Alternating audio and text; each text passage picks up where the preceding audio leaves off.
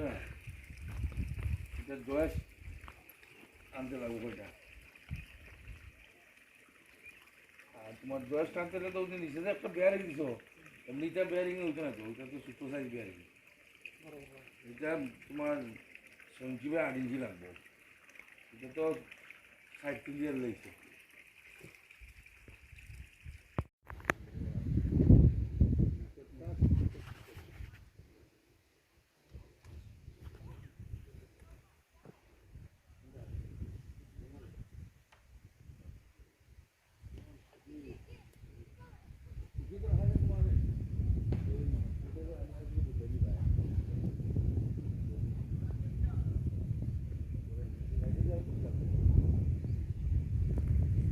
একটা কোনটা এই কাজে দুইজন দুইজন এই ব্রিজে আচ্ছা এর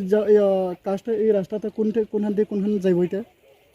এটা করতে পারতো কোন জায়গাটা খুঁজে আমার শুধু ব্রিজে করতো রাস্তা আমি চিনি না, রাস্তা আলাদা ব্রিজটা ঠিক আছে, এই জায়গার নাম কি? আপনি তো ব্রিজ করছেন, ঠিক আছে, জায়গার নাম দশমণি থেকে এটা হয়েছে যে এই রাস্তা না কবে ভাঙছে এই রাস্তা ব্রিজটা ওই তো পরশুদিন ডালাই দিতে সময় ক্র্যাক হইয়া ভেঙে গেছে পরশুদিন সন্ধ্যা 6:30টার সময় ভাঙছে পরশুদিন বলতে কত তারিখ এটা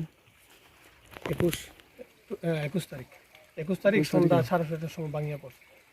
কি মনে হয় যে আপনি এই যে ব্রিজ ভাঙছে যে কিটা আপনি কন্ট্রাক্টর হিসাবে কি মনে হয় কন্ট্রাক্টর হিসাবে আমার ওইটাই আমি তো আমার তরফ থেকে সবকিছু দিলাম কিন্তু ওখানে ওইটা শাটারিংটা দুর্বল হয়েছে শাটারিংটা দুর্বল আছে যদি ভাঙিয়া পড়ছে সাতারিংটা দুর্বল হয়েছে আপনি যে এখন যে কইতাছে ভাঙার পরে আপনি কি আগে দেখছেন না আপনি কন্ট্রাক্টর হিসাবে আপনি চেক করছেন না এটা শুনো আমার তো কন্ট্রাক্টর